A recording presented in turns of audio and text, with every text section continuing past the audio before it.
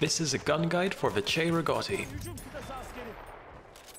The Cei-Rigotti is the starter gun for the medic class, and as an all-rounder functions as a good introduction to self-loading rifles. But is it worth using? Let's find out. First up is rate of fire, and here we can see the Cei-Rigotti is about average in its class, firing at 299 rounds a minute, which gives it solid, if unremarkable, performance. It's a similar story when it comes to bullet velocity where, at 700 meters a second, it's on the lower side of average.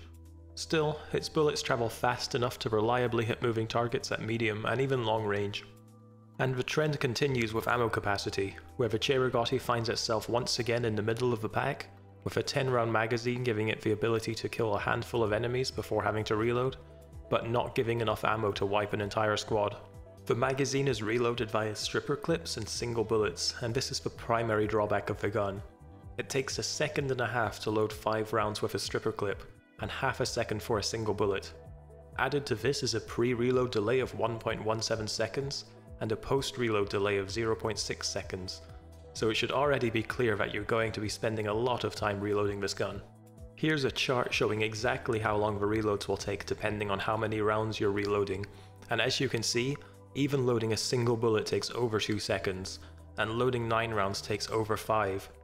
It should be noted that loading 4 rounds individually takes longer than loading a single 5-round stripper clip, so you really want to avoid those 4 and 9 round reloads wherever possible. Finally, you can always cancel a reload before it's completed by quickly switching to your sidearm and back, which is useful for when you need to kill an enemy mid-reload. Next we're going to look at the damage model, and things are again fairly standard with the Cei-Rigotti being a 3-hit kill up close, dropping to 4 at range. There are however 2 things worth noting. First is that hitting the upper torso with one shot, and the lower torso, arms or legs with another, will not deal enough damage to reach the assist counts as kill threshold of 75. The Cei-Rigotti is actually only one of 2 self-loading rifles that has this problem, and while it doesn't really have an effect on your overall performance, it will mean that you'll end up with fewer kills than you would with another SLR. The second is that it doesn't deal enough minimum damage to the head to 2-hit kill at long range. This isn't a huge issue due to how inconsistent headshots are in Battlefield 1, but it's worth noting as every other comparable self-loading rifle does enough to get a 2-hit kill to the head at all ranges.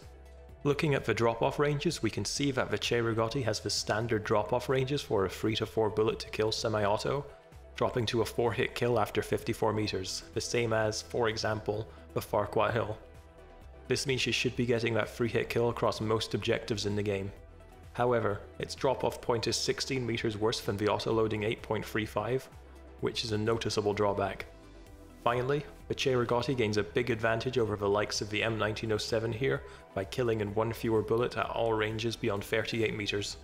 The Cei-Rigotti has fairly standard hip-fire spread for a semi-automatic, with 2.5 degrees of spread for the factory and optical variants.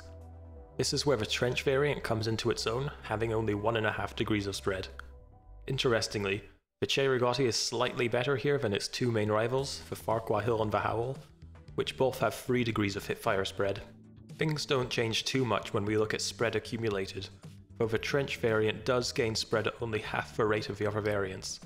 In practice, the trench has viable hip-fire out to around 12 meters, while the other variants will begin to miss shots at only slightly beyond melee range. On to recoil, and here we can see the Cei-Rigotti has surprisingly high horizontal recoil, with a total magnitude of 0.8 degrees. This is above average for a self-loading rifle, and will cause you to miss shots even at medium range. To compare the gun to one of its main challengers, the Farquhar Hill Optical, you can see that the horizontal recoil is significantly lower. This is one of the main drawbacks of the Cei-Rigotti and is almost reason enough to recommend using another gun instead. Before looking at aim down sight accuracy, we should first take a look at the sights, and it's all very standard with the factory and trench variants having the choice between regular iron sights and buckhorn sights, while the optical has a lens sight with all the standard options available. As always, the iron sight variants have faster aim down sight time, making them better suited for reactive gameplay. Finally, we're going to look at spread while aiming down sights, and here the factory and trench variants both share the same brace spread of 0.18 degrees.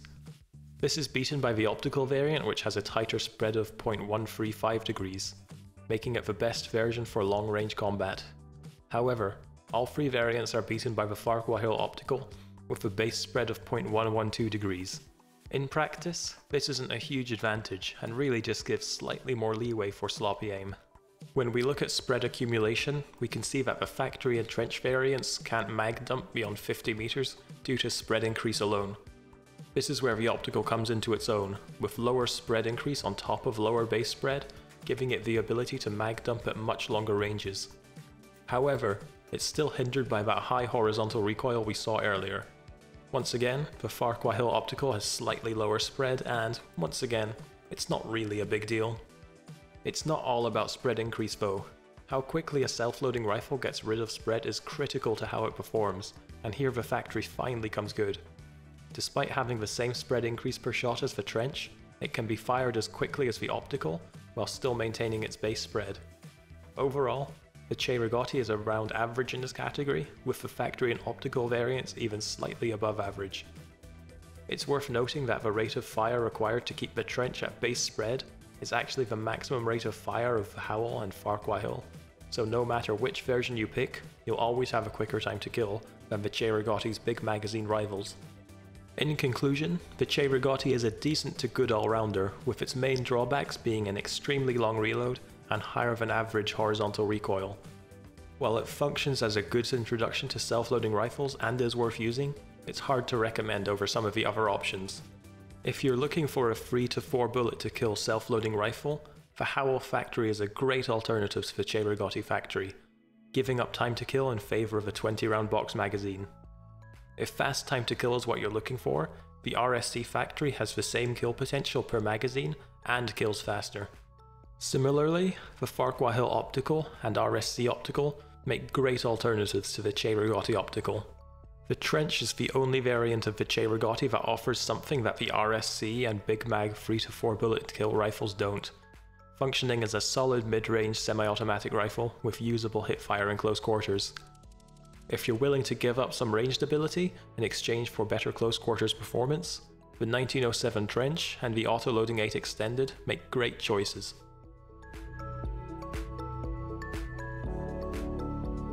Thanks for watching this gun guide. If you want to see more of me, check out twitch.tv/ShrikeAbyss, where I'm live every day. And don't forget to subscribe to see new gun guides every week.